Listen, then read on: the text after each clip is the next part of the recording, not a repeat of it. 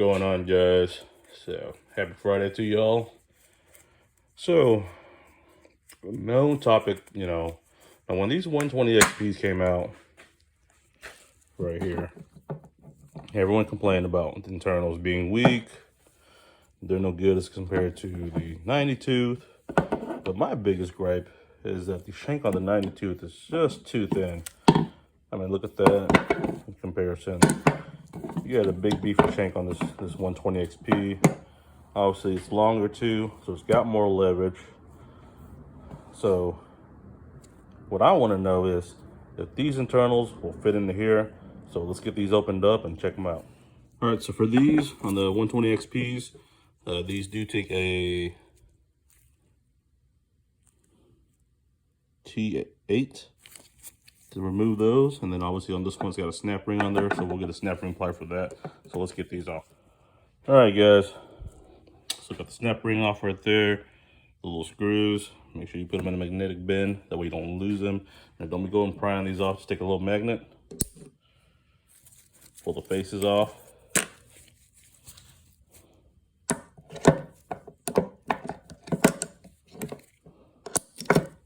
Same done on this side.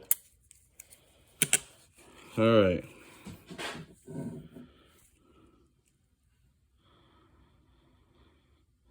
Well, there is a noticeable size difference. So let's go ahead and get the calipers out, so that way we don't waste time pulling all the internals out. So the diameter of both are different, and that's not going to work. So I'll be right back. All right. Just going to zero you out.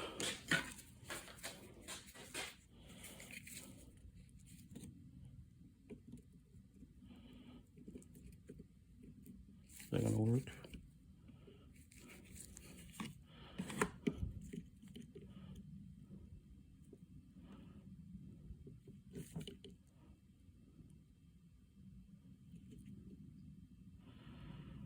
All right, so on this one here,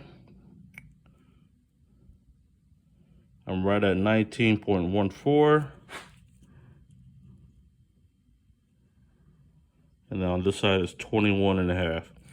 All right, so on the 90 tooth, you got almost 2 millimeters, over 2 millimeters, about what, 2.4, more in size on the gear as compared to the 120 XP. So there is a bigger difference. And as you see, the internals there. But that also compensates for the fact that it's got a slimmer profile on the head, whereas opposed to this one's got a bulkier one. But I mean, you got a lot of meat encasing it. So there you go, guys. This is a question that I've always wondered. I know I've had some discussions on it as well. So sorry it took so long to get to this, but yeah, definitely this will not go into here. Now, one thing we can check out, let's see so 10.88. They're about the same. So let's see if we can possibly swap heads. All right, so we're gonna take off the Allen screw on this one. That is a 3 millimeter. And then same thing for the 120 XP. So we'll get those off here in a second. Just sit y'all down.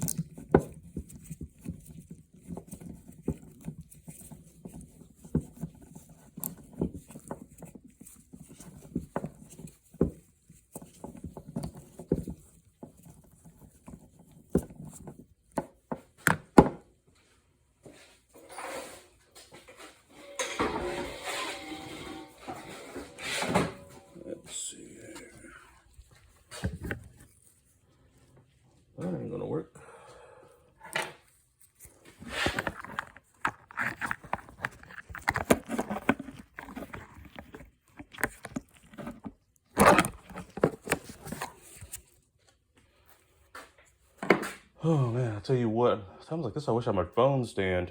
My kids took those things. Anyways. Come on.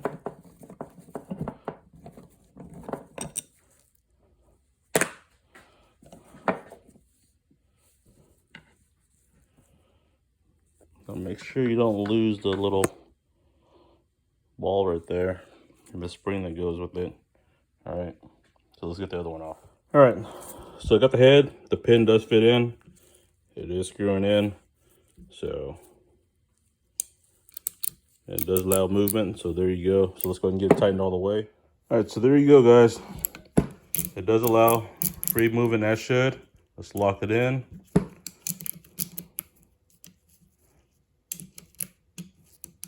Come on.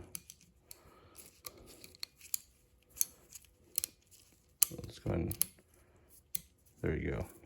So you can lock it into place. Just got to make sure those teeth are lined up correctly. You'll have to feel it. Now this is on the non-locking head, so that may be another reason. I do have the locking head somewhere. I'll have to find that one and see if there's a difference on it. But for now, it does allow this head to go in there fine with no modifications needed. So that is a definitely bonus. But there you go, guys. That is an option. You may be able to buy this, the 90 tooth, and then possibly order a shank. That'd be a lot better. So that would be a beefy combination right there. The 90 tooth head, the 120 XP handle, which is a lot beefier. I mean, let's go take a look at the half inch real quick. All right, so this is the half inch drive. Imagine putting that thing. I mean, they're almost close and similar. Let's see what the...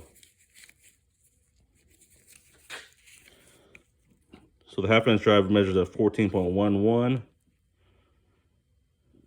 that right? 14.4. So that means this 120 XP handle is beefier than the half inch drive one. So imagine that with a 3/8, a 92 like that. That is an awesome combination. You're going to be able to break some bolts loose with just 3/8 alone.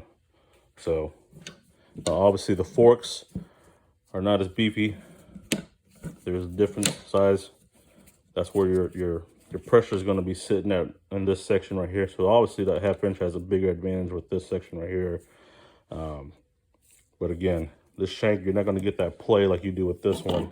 I mean, this here, so that way I can show y'all. Zero that out. It's only 11 millimeters, 11.6. I mean, big difference between the three of them. That's why I always griped about this one. Overall, good ratchet, but the shank on it, I mean, you see it flex. Especially when you're working on suspension, brakes, and you're trying to break stuff loose. Not all vehicles allow for, a power tool to get in there, even with the stubbies and stuff like that. Sometimes you just got to get in there with a ratchet or, a wrench. But, obviously the ratchet would be a lot more better, especially with the comfort grip, stuff like that. So there's an option for y'all guys. So if y'all want to upgrade the 120 XP to a 90 head, you can do it.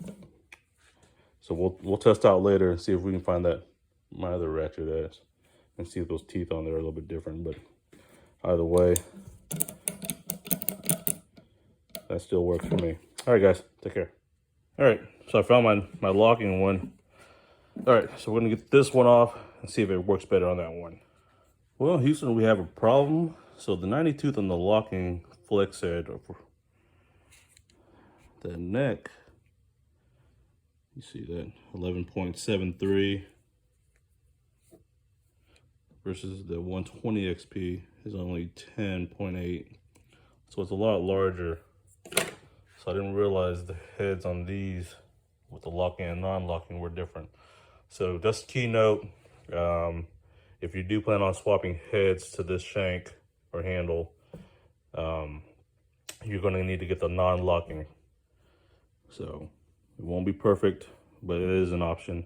So at least we found out and y'all didn't go buy a locking flex head and try to swap it over, because then it wouldn't work. So at least, so this is the locking flex head 90 tooth. It does not fit. It has a bigger neckline than this one and the non-locking version for the 90 tooth. All right, guys.